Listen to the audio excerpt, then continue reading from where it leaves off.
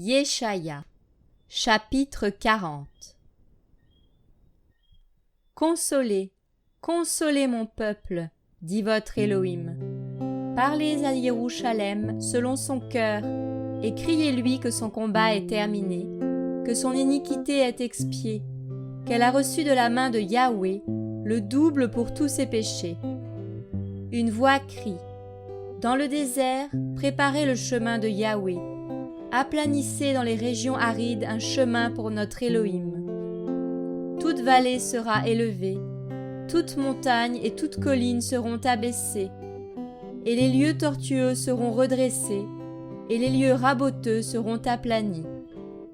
Alors la gloire de Yahweh sera révélée, et toute chair en même temps la verra, car la bouche de Yahweh a parlé. » La voix dit « Crie !»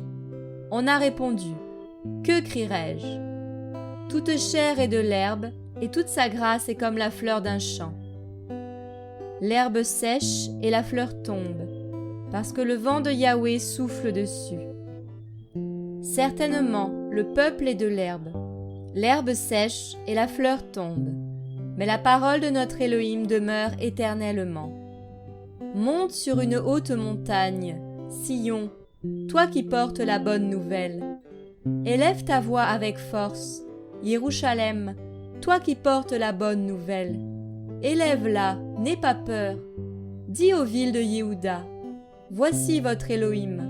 Voici Adonai Yahweh viendra contre le fort et son bras dominera sur lui. Voici son salaire est avec lui et sa récompense est devant lui. Il paîtra son troupeau comme un berger. Il rassemblera les agneaux dans ses bras, il les placera dans son sein. Il conduira celle qui allaite.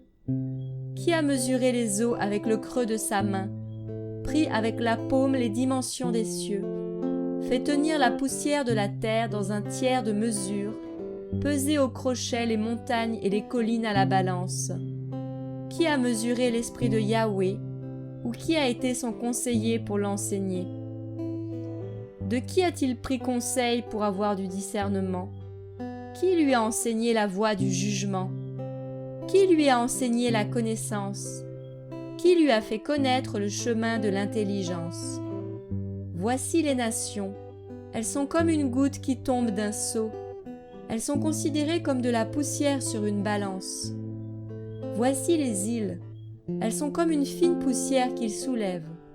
Le Liban ne suffirait pas pour faire le feu, et les bêtes qui y sont ne seraient pas suffisantes pour l'holocauste. Toutes les nations sont devant lui comme un rien. Elles comptent pour lui comme un néant, un tohu. À qui ferez-vous ressembler elle? Et à quelle ressemblance l'égalerez-vous?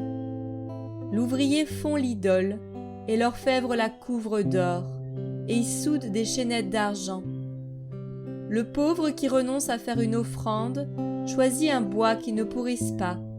Il se cherche un habile ouvrier pour faire une idole qui ne bouge pas. Ne le savez-vous pas? Ne l'avez-vous pas entendu? Cela ne vous a-t-il pas été déclaré dès le commencement? N'avez-vous pas compris la fondation de la terre?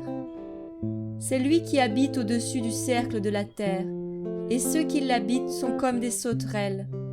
Il étend les cieux comme un voile, il les déploie comme une tente pour y habiter. C'est lui qui réduit les princes à rien, et qui fait des juges de la terre un tohu.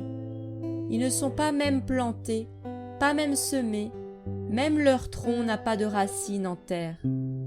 Il souffle sur eux, et ils sèchent, et le tourbillon les emporte comme de la paille. À qui me ferez-vous ressembler, et à qui serais-je égalé, dit le Saint. Levez vos yeux en haut et regardez. Qui a créé ces choses? C'est lui qui fait sortir leur armée en bon ordre. Il les appelle toutes par leur nom.